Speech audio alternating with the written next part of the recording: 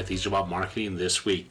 My name is Roger Gallegos. I am the founder and CEO of Beacon Marketing. This week we're going to be talking about your target audience.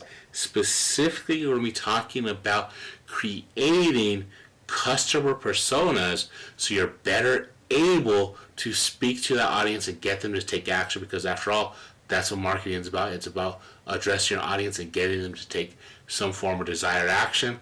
And creating a customer persona helps because it allows you to speak directly to your audience. It makes it feel like you are speaking to them personally. Have you guys ever experienced that when you see an ad and it feels like it's really tugging at you personally? That's because they've taken the time to create a persona, and they're like, you know what, we're talking to Steve there, or we're talking to Marilyn there, or you know what, we're talking to Roger right there, and here's how we're going to do that.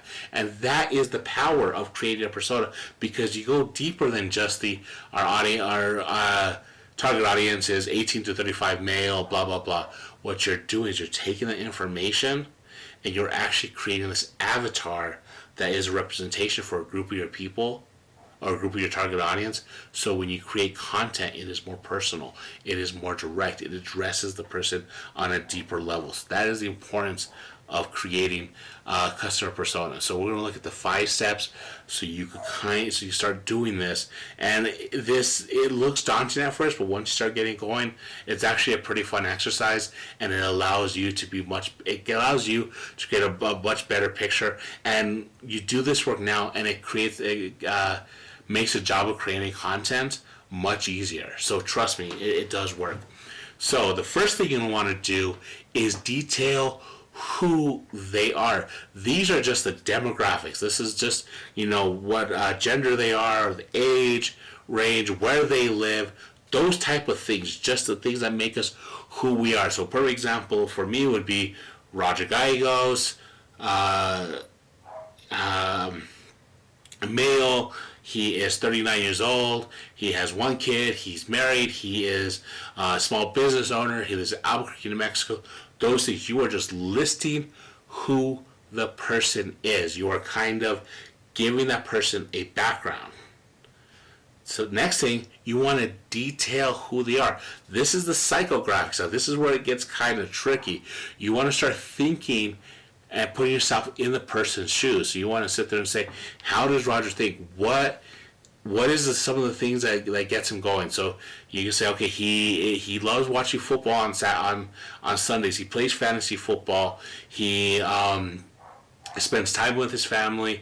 You start kind of delving into how the person thinks, because when you start thinking about it, you start being able to empathize with the person. So that's what's important. And I could probably do a bunch of stuff on this, but I don't want to go too deep on this. If you need to kind of understand this, there's a bunch of other content out there where you can look up psychographics, and they'll kind of give you the specifics. I'm just going to do a kind of a broad look at this. So just look into psychographics and understand how somebody thinks, and that will help you create a better picture. So the first 2 steps is understand who they are and detail how they think. Next is list their goals and pain points. So this kind of plays off that second one. So what are their pain points? What are the things that are going to keep them coming to you? So are they looking for help landscaping their yard? Are they looking for a new washer and dryer? Are they looking for a tutor for their child? Whatever you providing, put your self in the position of your audience, of that avatar, and imagine what their pain point would be and what their goal to solving that pain point. So if it's landscaping, they would want somebody that does XYZ, that is able to provide it for this price, that could do it in this type of work and offers these types of perks. If they're looking for somebody to tutor their child, this is what these are the pain points. The child is struggling doing math or reading, and this is what they want to accomplish. All these things will help you create content and empathize with them. So once you understand how they think, list their goals and their pain points so you're better able to put your self in their position as you develop your marketing content. Next is determine what goes into their purchasing decisions. This is where you list all of their objections, whether it's cost, whether it's time, whether it's they're afraid of this or they're afraid of that. And this is things that you've heard before. Look at the things that you have heard and apply those things here, because if someone has said it to you, those same purchasing objections will apply to everyone. And the reason you want to know this is because you're going to address that in your content. So a perfect example of this is I'm working with a client right now that one of her objections is you can't afford to not hire me. Meaning, yeah, I cost money, but the benefit of hiring me now is I save you money in the long run. So you're actually going to spend more money not hiring me than by hiring me. She actually breaks it down, which is some very compelling stuff. So you'll be able to address those objections in your content. So that's why you want to put that in here, because you're going to actually speak to that. And again, when you speak to it and they see it, it makes you feel more connected to them. The fifth thing, and this is a big one, you want to evolve this persona over time. Once you do this, don't just sit here and say, we're done, it's time to move on. Over time, you're going to want to update this. You're going to want to change it. You're going to want to make sure that it reflects where your business is at currently and where society and culture has changed. Because let's say you do this and 3, 4, 5 years down the road, technology has changed, there's new social media platforms, all these things update. Your profile, your persona is going to have to change with that.